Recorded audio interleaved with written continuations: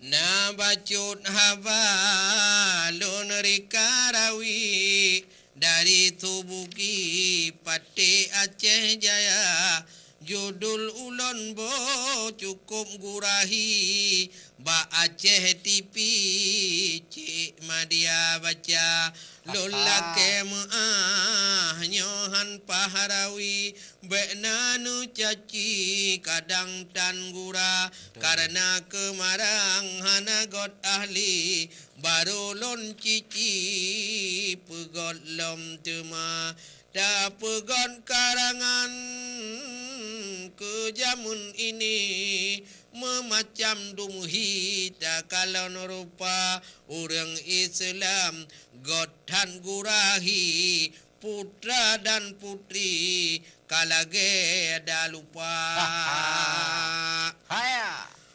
menancit yang Tuhan lupa gurahi hana peduli tentang agama buat larangan kasaban hari galahan sakri bak gereja miseta kalon jino hai akhi buntut ngon judi merajalela si at didrop oleh politi tapi hai akhi gadoh pihana Ya betul. muda kan Betul ya. nya nak bak pitu Nak dawa ya. Yang betul-betul. di nanggro Islam cukup tak suci Aceh Serambi cukup mulia pakon jen munan takalon dali sabu tiap hari dengan narkoba pelam tak dengar nyosu ai krop thi mulai menteri troh guci deta troh bak berharazekin jitim ja curi semen ngon besi disikat rata Betul, beres. Ya, berharazekin nah. Ya betul.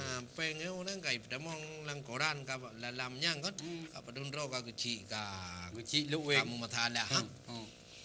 menyata pikir kon gura hi bak nanggro suci tabe buat zina troh cara online na prostitusi di hotel Kendali tamong bulannya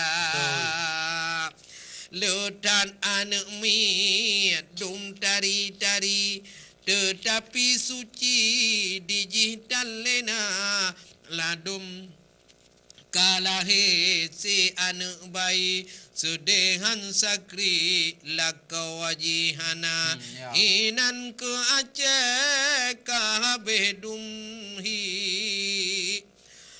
jiinan ke Aceh kakabeh dumhi nilai Islami letan terjemah jino tapi ke bekle hai akhi ni babun keji benata langga bek sampai Aceh lileh Islami dum generasi gaduh lam desa jino hairakan saban peduli bak buat yang keji tak bantu jaga misalam gampong lurung buat keji lapor polisi laju ngon sigra dengan bersatu kutangan pasti ngon tulung Rabbi nanggrawa mulia eno kucae hasilun rawi maah subuki menyona gata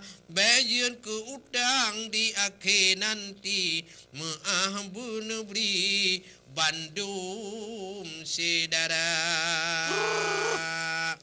Wassalam dari Subuki Petik, salam ke Bandung pemirsa Aceh TV dan ke pengarang syair Bandung.